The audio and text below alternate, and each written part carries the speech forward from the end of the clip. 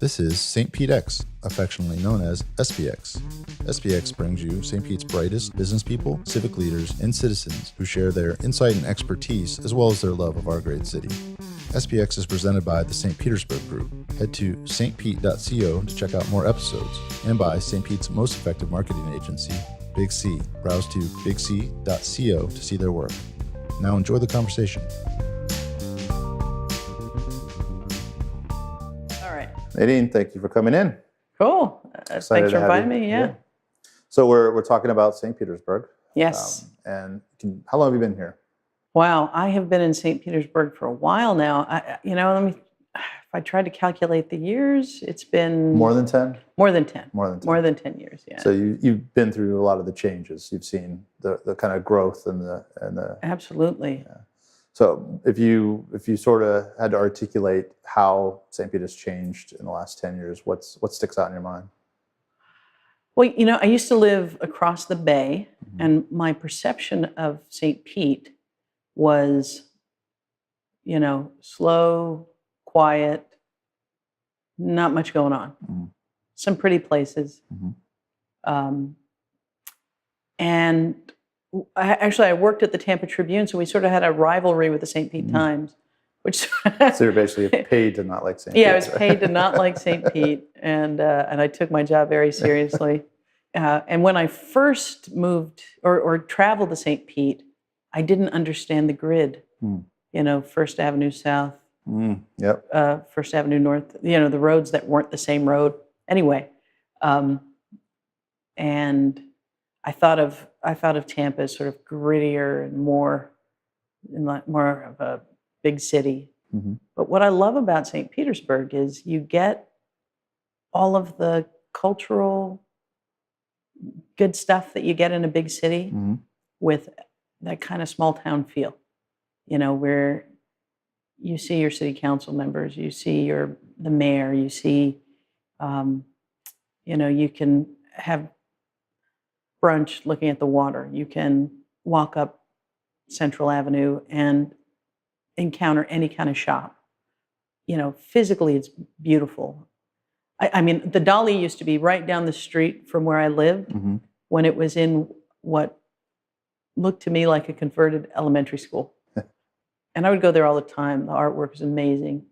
But to see what the Dolly is now, it's sort of emblematic of the transformation that's happened in St. Petersburg. It's always been this gem, but now it's polished and it's shining.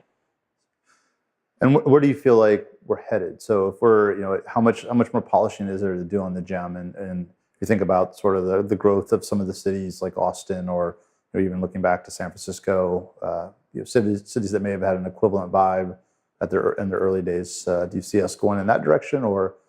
Well, I hope that St. Pete will continue to hold on to this, its personality.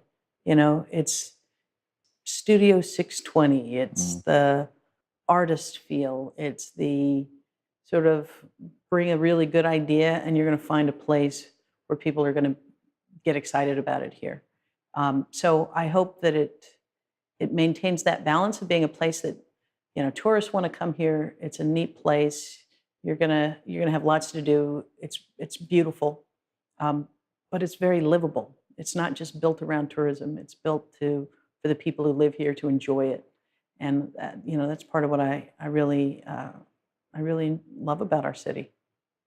One of the areas we have on the homepage of the EDC site is make an impact, and I think that kind of speaks to where even now the landscape isn't so crowded with giant corporations or even giant media entities or whatnot, where anybody can sort of step up, and if they have something they believe in, can make an impact. Yeah, I love that we have a downtown area that is really alive. People live there. It's not a place that people go to work and then go home, to the suburbs. There's always enough people for, you to find a good restaurant or to find something neat to do. It's not a ghost town after work hours are done. And that just creates this whole different vibe of being in a real city. I think about those places where they talk about old town planning. where, the intentional planning. Right. And I think St. Pete has that, just by the nature of how our city has grown. It's a walkable city. It is a pedestrian friendly city. It is you're close to everything. You can be in downtown, 3 miles from downtown and 3 miles from, some of the world's most beautiful beaches. Um, and even if you're not, rich living at the top of the penthouse of one of the condos, you can find a place where you're, a bike ride away from enjoying the surf. Same thing that the wealthy folks enjoy. Yeah. Yeah. Yeah. Which is, it's, we have a great park system and along the water, which leads us to the pier. So tell me your thoughts on where the pier's place is in St. Petersburg's past and St. Petersburg's future. Well, I'm glad because the pier design I like prevailed. I like that it was, not so ostentatious, and really the design takes full advantage of the natural beauty of the city, and it encourages, kayaking and, really using it as a park space, not just a shopping destination. I think that's really important.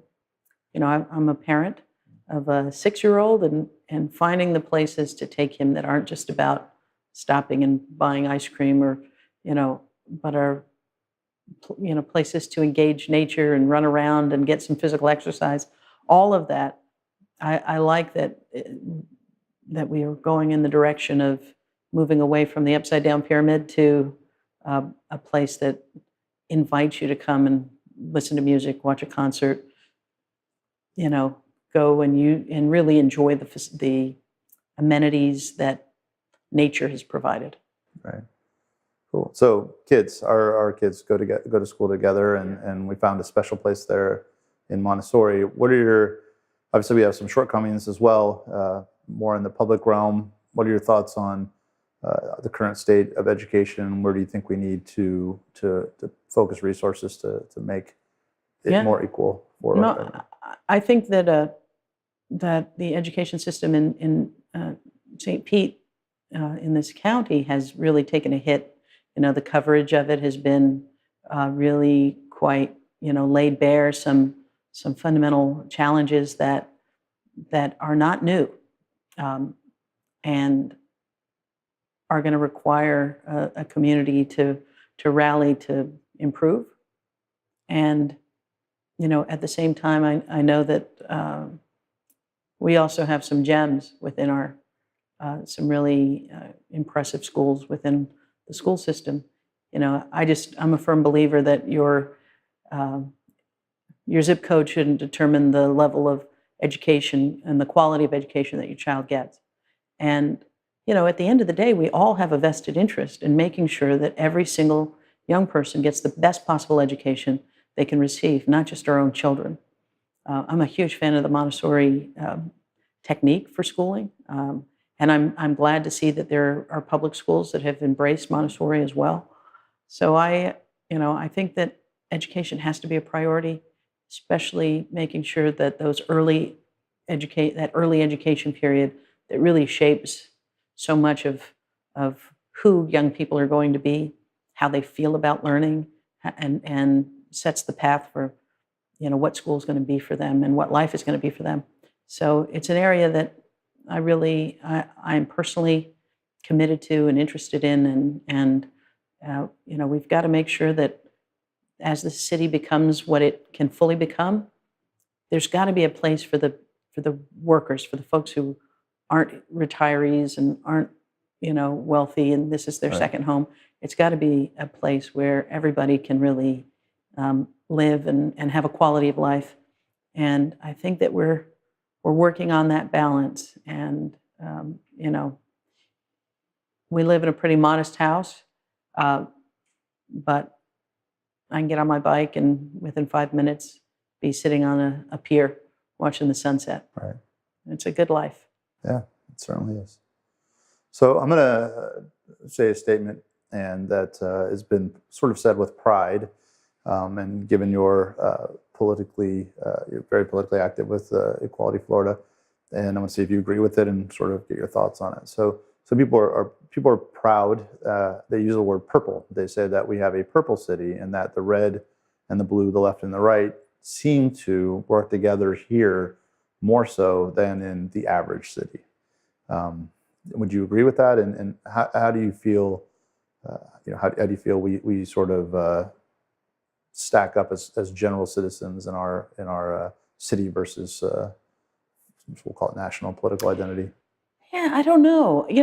The work that I do on lesbian, gay, bisexual, and transgender equality, it means that I work a lot with politicians on both sides of the aisle. It means I work a lot with business leaders from both sides of the aisle. And when we are focused on a job, I don't think that those partisan divides matter a whole lot. Mm-hmm. I think at the national level,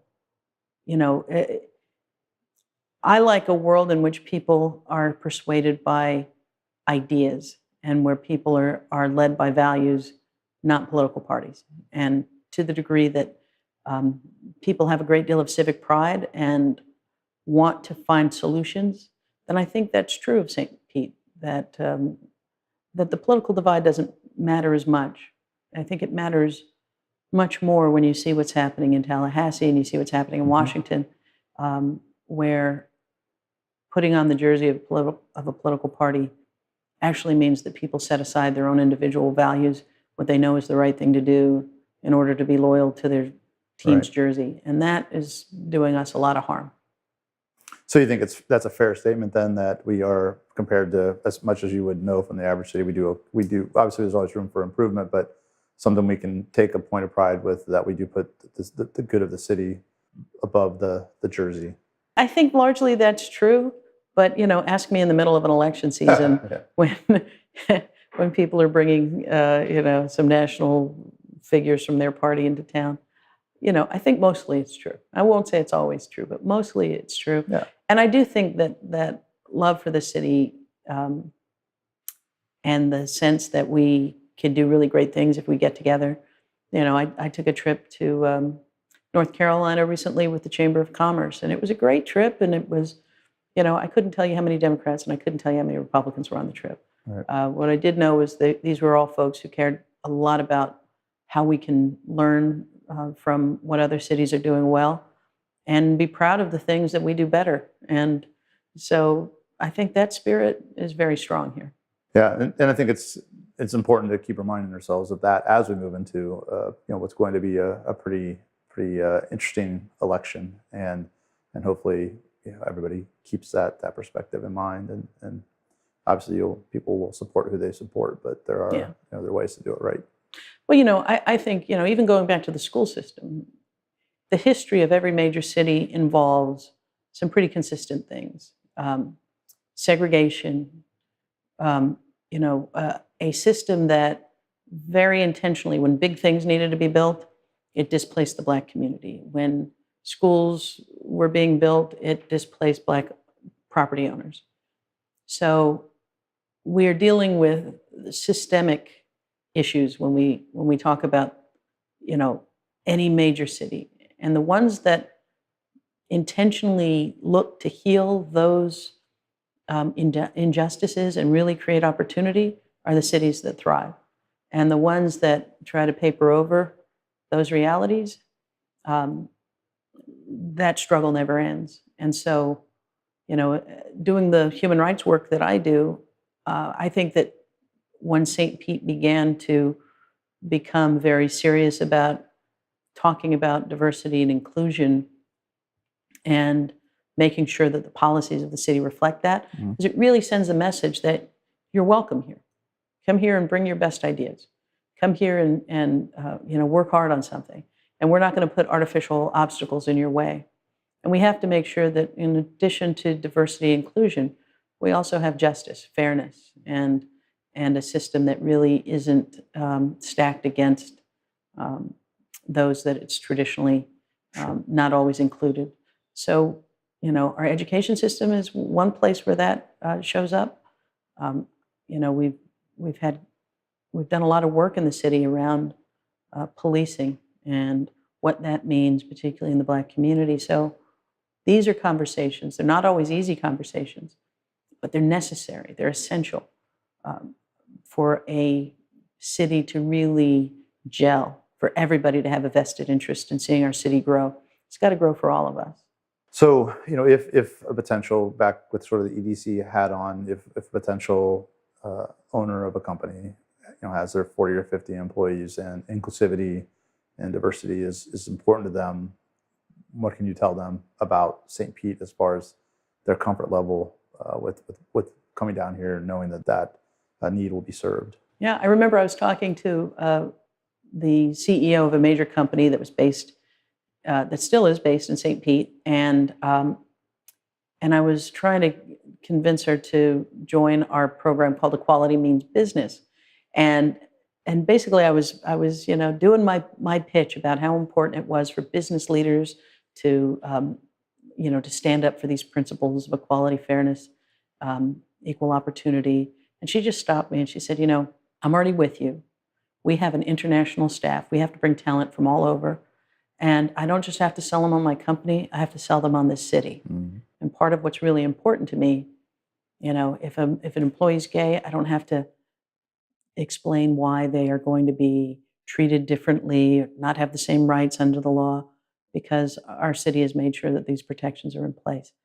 That's really important. And right now, we're at a time where we're post baby boom, and there's a real fight for talent, Mm-hmm. and people want to come to a place that is going to embrace their full selves, their full complicated Yeah. selves, and I think that St. Pete has been sending the right signals about being the place where you can do that. So I think the business community gets it. Our elected leadership has gotten it in recent years, and we have to make sure that diversity and inclusion isn't the end point, but it is a visible indicator that we really are making sure that there's a place for everybody to who's willing to do the work, and that they're going to get real opportunities. And the historical obstacles have been put in their place. We're going to take those down.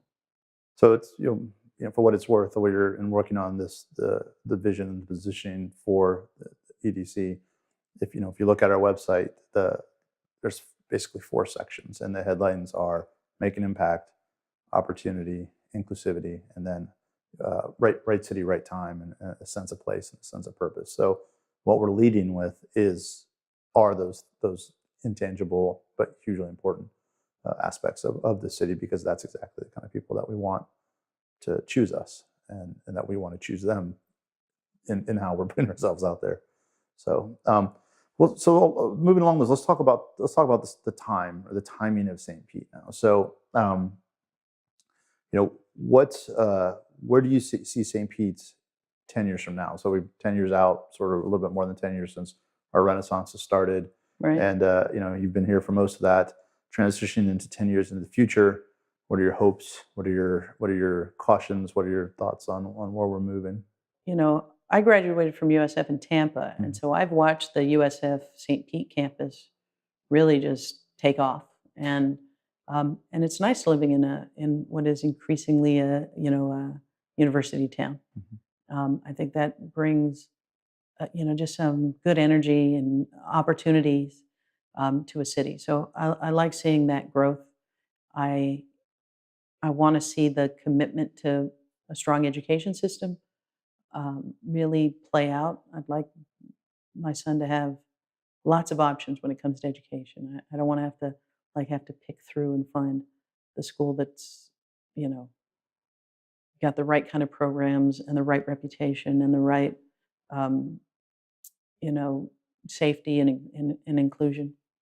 So a deep investment in education, I think, is essential. Um, I like that we have density. I like that we have a lot of people, in the heart of our city.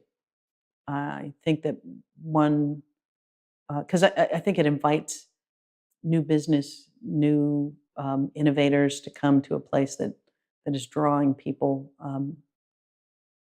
has talent feeding in from the university. And I think the reputation of our city is really strong. People want to move here. It used to be that when I said St. Petersburg, I'd have to say I'm near, the Tampa Bay area, and Right. but now people are like, oh yeah, St. Pete, I went there. I went to the museum. We spent part of spring break. It feels like people really know this city a whole lot better. That it has an identity, separate from the larger, included in, but also separate from the larger region that we're in. I see these cities where the people who do the work, the waiters and the hotel maids and the, landscapers and, just the average working person can't afford to live in the city where they work. And they get bused, 2 hours from the middle of nowhere to go and work. That's, 4 hours on the road to do a 9 to 5 job and get home to their families. And that's just an untenable situation. So I really hope that affordable housing is part of the mix, that we really pay attention to the quality of life all the way up and down the spectrum. And there are strategies that other communities have used that we can benefit from, and that we find the right mix between this being a place that is a tourist destination because it's got a lot to offer, um, but first and foremost, it's a place that we want people to live, not just have the vacation rental, a lot of absentee uh, homes, but really just it's a gorgeous place to live year round. It truly is. So I think it has tremendous potential, and just how we are geographically structured. The we have to build that. We sprawl isn't really an Right. option, which really does so much harm to other cities Yeah. when you have that kind of sprawl and you have the kind of congestion and traffic that comes with sprawl. So I think we have some sort of geographic advantages. I think I read once that this was at one time considered the healthiest city in America because of how the breeze would blow pollution away, Right. and I think we ought to hype that part of this area because I do think that you know we got a lot of yoga studios, we got a lot of healthy living kind of um, vibe, and I think people are just more sort of tuned in to. I think there's a whole industry that can spring up even more um, intentionally around healthy living, healthy lifestyle here in St. Pete. So yeah, I just want to make sure that you know a kid going to high school who gets their first job can actually have a livable wage. Um, that there's opportunities all up and down, and that we don't overbuild the waterfront to the point that you know if you're not in one of the penthouses, you're not going to enjoy the view. I love that we have a park right along the water, that's unobstructed by anything else. I love that we have festivals right along the water, and that we haven't built everything out. I think that kind of planning is what makes cities really great, and that everything just isn't squeeze every single penny you can out of every public space. There's a lot of cities I've been to where walking, you feel like you're walking through a prison cell because there's no windows. None of the buildings were built with the idea that there'd ever be pedestrians. And you walk St. Pete, and you window shop. Even the buildings that aren't storefronts, they sort of welcome human interaction. And it's one of those things that you may not even understand how important it is until you're in a space where nobody cared about that whatsoever. Um, but it's just a nice place to hang out. I work from home a lot. I'll just grab a cup of coffee, set up my computer in a coffee shop, and run into 20 people I know. And you know, I can talk to the mayor about something that's going on in the neighborhood, or it does have that small town feel, but big town amenities, big city amenities. So anything that's sort of civically available or would be civically provided aside, what's something that you would love to see a private, either a company or an investor or a small business? What do you think you'd like to see more of come into St. Pete to to round us out from from some sort of service or product or events or lifestyle enhancement? Do you think, is there anything that jumps out at you? Thought it'd be great, say, if you had a little more of this. My wife started a community garden in Bartlett Park in an old lot where, pretty rough place, drug deals. I think somebody had been murdered a couple of years earlier. And, this is a neighborhood with no playgrounds in walkable distance for the kids. And so when she started the community garden, it took a while, but people saw that this was really going to have staying power, and the community really embraced it. And so a lot that was once, sort of abandoned, overgrown, and a bit of a neighborhood nuisance has really become a place where, people get food, eggs. It's a real community garden in one of the poorest areas of the city. And I would love to see that sort of community garden culture take off even more deeply, that urban farming culture take off more deeply in our city. We have this great, an environment for growing that is, somewhat unique in the state. I think we had to take greater advantage of that. And I think we ought to be investing in, more deeply in, I think of this city, or when Australia went through the big dry and everybody had to convert to, the most water, conserving strategies, capturing rainwater, using more solar. And once they went past that big drought, they had become accustomed and learned to really love the technology that they were using, the enhancements they made to their homes. I would love to see our city really embrace the fact that we've got to have alternative sources of energy. We are literally the sunshine state. Solar ought to be just common. We're one of the few houses on our street that has solar. It ought to be everywhere, and it ought to be, aggressively pursued. So I do think that there's part of the natural environment here that we ought to be taking greater advantage of. And, while lots of people move to Florida, we have to be aware that our infrastructure is finite. And so why wait for the crisis that we know will come, in terms of water, in terms of sewage, in terms of all of these things? We know that we're growing, and we should begin to do those things now that anticipate that will continue to grow even more rapidly. The best way to sell our city is just get people to come here once, So I just want to give you an opportunity to give a shout out to someone. So if you can you think of someone in St. Pete that is doing something neat that you appreciate, that you just think would be cool if they got a little more recognition or a little more eyes on what they were doing? A little more recognition. Well, listen, I'm a huge fan of Bob Devin Jones. I think that Studio 620 has been such an important organization. It's contributed so much to the city, and but he personally, even beyond Studio 620, he's such a force for good. He's the ultimate connector, and so my big shout out would go to Bob Devin Jones. If you ever get bored, go check out eatbobscookies.com.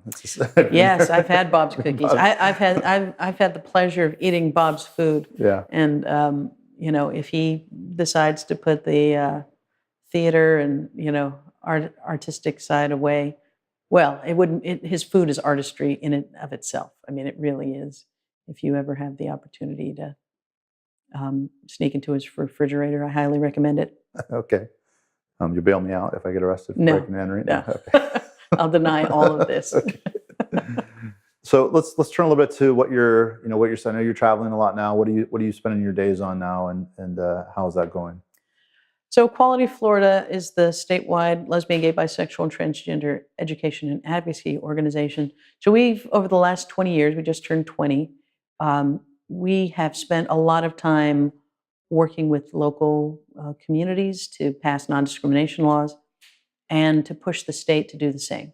So that I grew up in the panhandle of Florida, and when I drive from St. Pete to Panama City, I go through municipalities that have strong protections and municipalities that have none whatsoever. And we think the entire state of Florida ought to have a standard of treating people fairly and banning discrimination based on arbitrary attributes like race, gender, sexual orientation, et cetera. So that's the work that I've committed my adult career to. And right now, with the changes at the national level, I think it's even more important that cities make clear that they are unflinching in upholding that standard. St. Pete scores a perfect 100% on the equality index that the Human Rights Campaign puts out each year. And, it has slowly gotten there over time, but it's gotten there because it made a commitment to saying, we're going to do the things that are within our power to ensure that you don't have to worry about whether you're going to be treated just like everybody else. We're going to make sure that that's the standard we set. So, with some uncertainty out of Washington, there's been a lot of, just work of ensuring that we don't start moving backwards. Right. And I think that even in a time of uncertainty, what we are seeing is even stronger majorities believe that discrimination is wrong, no matter what form it takes. And I grew up in Florida, so I have seen Florida go through this incredible change from the early days of Anita Bryant, and all of the harm that she did with her anti-gay crusades that went nationwide, to a time where we are moving closer and closer and are in fact leading the South in securing non-discrimination protections and just where where the public is on these issues.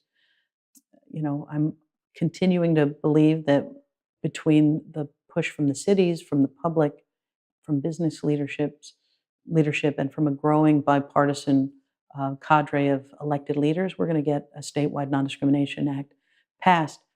And, we can be the opposite of what North Carolina was. North Carolina really did themselves a great deal of economic damage and damage to their reputation, lost companies, lost sporting events, lost cultural events, and the damage continues even now. Florida can be the place that says, you come here and you're going to be treated just like everybody else. You're going to have the same opportunities. We're not going to have artificial barriers between you and the dream and the vision you have for your life, and that discrimination has no place in Florida.